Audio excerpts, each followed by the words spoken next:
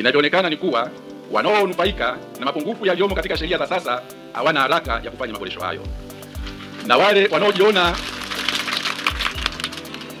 wanaojiona wanaathirika na mapungufu hayo ndio wanaopaza sauti kutaka kufanya mabadiliko ya katiba na sheria za uchaguzi. Neno la Mungu katika kitabu cha Mithali sura ya 29 aya ya 2 linasema, waadilifu wakifanikiwa watu hufurahi, waovu watawalapo watu huugua.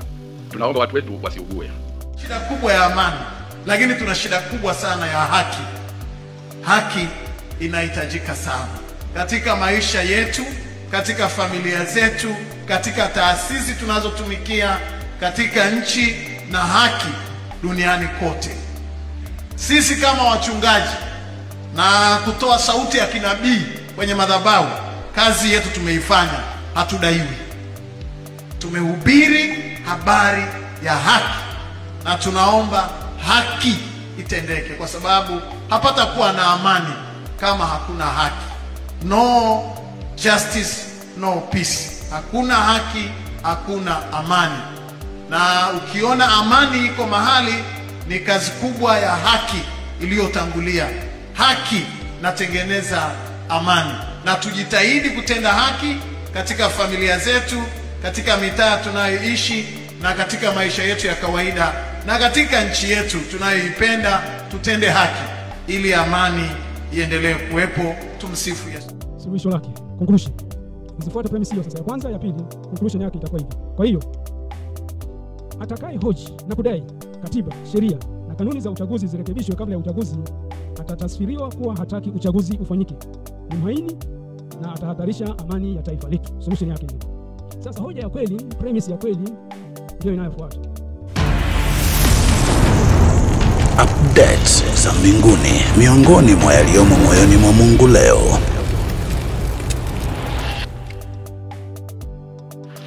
Ndugu mgeni rasmi, kama tunavyofahamu, mwaka huu wa 2025 ni mwaka wa uchaguzi mkuu katika taifa letu. Uchaguzi wa viongozi ni jambo lenye uzito mkubwa katika kuamua mustakabali wa ustawi, amani, usalama, uhuru na ulinzi wa rasilimali za taifa letu. Kutokana na uzito wa zoezi hili la uchaguzi, sisi maaskofu tunapenda kutoa wito kwa waumini na watu wenye mapenzi mema kama ifuatavyo. Kwanza, tunaomba waamini na watu wote wenye mapenzi mema tufanye sala na maombi maalum kwa ajili ya kuliombea taifa letu amani, umoja na mshikamano wa kindugu. Tunahitaji sana tunu hizo katika taifa letu ili tuweze kuendelea kuishi kama familia moja. Pia tumwombe Mwenyezi Mungu atujalie kupata viongozi bora, wenye uwezo, waadilifu na wacha Mungu. Hii itatuwezesha kuwa na viongozi wasio na ubinafsi, bali wenye uzalendo wa kweli na walio tayari kujenga jamii ya Tanzania katika misingi ya ukweli, haki, uadilifu, upendo, ustawi na uhuru kwa wote. Neno la Mungu katika kitabu cha Mithali sura ya 29 aya ya 2 linasema, waadilifu wakifanikiwa watu hufurahi, waovu watawalapo watu huugua. Tunaomba watu wetu wasiugue. Ndugu mgeni rasmi, viongozi wa serikali katika nyakati tofauti wamesikika wakiwahakikishia wananchi kuwa uchaguzi wa mwaka huu utafanyika kwa misingi ya haki, usawa na uhuru. Tunaomba kauli hizi nzuri na za kutia moyo za viongozi wetu zionekane kwenye matendo katika hatua zote za uchaguzi, kwani baadhi ya matukio tuliyoyashuhudia katika jamii yetu hayaonyeshi kuwa watendaji au wasimamizi wa sheria wanatekeleza kile kinachoahidiwa na viongozi wetu. Kinachoahidiwa akiendani na kile kinachotendeka. Ndugu mgeni rasmi, kwa muda mrefu kumekuwa na sauti zinazotaka katiba na sheria zinazosimamia uchaguzi katika nchi yetu zifanyiwe marekebisho au maboresho ili ziendane na hali halisi ya demokrasia ya vyama vingi katika nchi yetu. Inavyoonekana ni kuwa wanaonufaika na mapungufu yaliyomo katika sheria za sasa hawana haraka ya kufanya maboresho hayo, na wale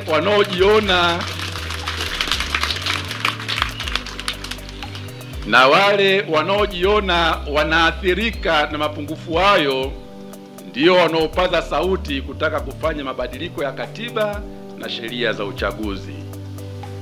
Wito wetu sisi maaskofu kwa mamlaka zinahusika ni kuwa sauti na vilio vya watu wanaotaka kufanyika kwa maboresho hayo ya katiba na sheria visikilizwe na visipuuzwe. Tunaomba marekebisho na maboresho stahiki kwenye mifumo ya uchaguzi yafanyike ili kuruhusu uchaguzi wa kweli ulio huru na wa haki katika nchi yetu. Vinginevyo, chaguzi zetu zitaendelea kugubikwa na dosari nyingi kama ilivyoshuhudiwa kwenye chaguzi za miaka ya hivi karibuni. Suluhisho lake, conclusion. Ukizifuata premise hiyo sasa ya kwanza, ya pili, conclusion yake itakuwa hivi. Kwa hiyo atakaye hoji na kudai katiba, sheria na kanuni za uchaguzi zirekebishwe kabla ya uchaguzi atatasfiriwa kuwa hataki uchaguzi ufanyike, ni mhaini na atahatarisha amani ya taifa letu. Solution yake hiyo. Sasa hoja ya kweli, premise ya kweli ndio inayofuata. Katika hali ya kawaida, nani anaharibu amani? Anayetumia nguvu na kusitiza uchaguzi uende anavyotaka yeye, au yule anayesema jamani, turudi mezani ili tuangalie mifumo yetu ya uchaguzi, kwani mfumo wa sasa hauwezi kutupatia viongozi wa haki na kweli. Kwa maana hiyo, kama amani inapatikana kweli kwa kurudi mezani, kwa maana hiyo wote waliokamatwa kwa kudai haki, wakiwemo viongozi wa vyama vya kisiasa, waachiwe haraka bila masharti, na wengine